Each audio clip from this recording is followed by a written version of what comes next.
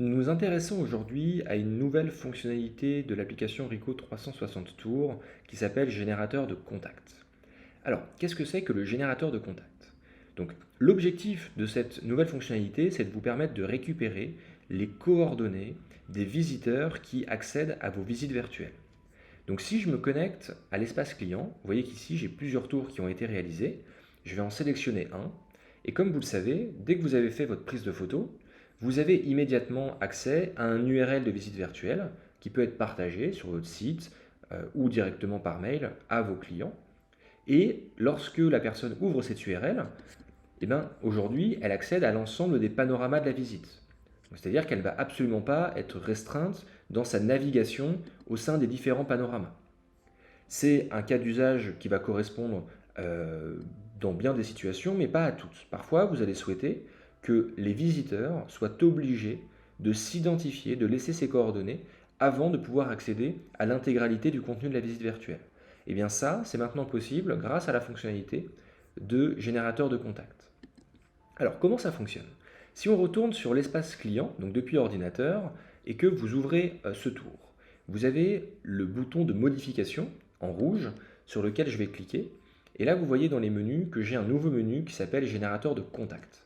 Si je le sélectionne, vous voyez qu'actuellement, je n'ai aucune photo qui est cachée.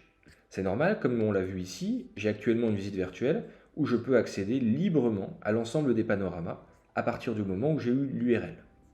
Je vais vouloir, dans le scénario en question, donner accès uniquement à la première pièce, le séjour, et ensuite obliger pour l'ensemble des autres pièces le visiteur à laisser ses coordonnées.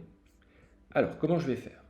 Je vais, sur ce menu, sélectionner les panoramas que je souhaite masquer. Donc, dans mon scénario, je souhaite tous les masquer à part le séjour, et donc je sélectionne l'ensemble des panoramas à l'exception du séjour, et je valide. Dès que j'ai validé, vous voyez qu'ici, dans les photos cachées, j'ai toutes les miniatures des photos que j'ai masquées. Je vais terminer, et maintenant on va ouvrir la même visite virtuelle pour voir ce qui se passe. Et là, vous voyez que contrairement à avant, où j'avais en libre accès l'entièreté de mes panoramas, et bien dans ce nouveau lien, j'ai uniquement accès à la pièce du séjour. Par contre, si je vais vouloir me déplacer, soit par un point de déplacement, soit par une miniature, eh ben, on va me demander de renseigner mes coordonnées. Et donc je vais devoir laisser mon nom, mon prénom, mon email, en obligatoire et en facultatif, mon numéro de téléphone. Et ensuite, je vais soumettre.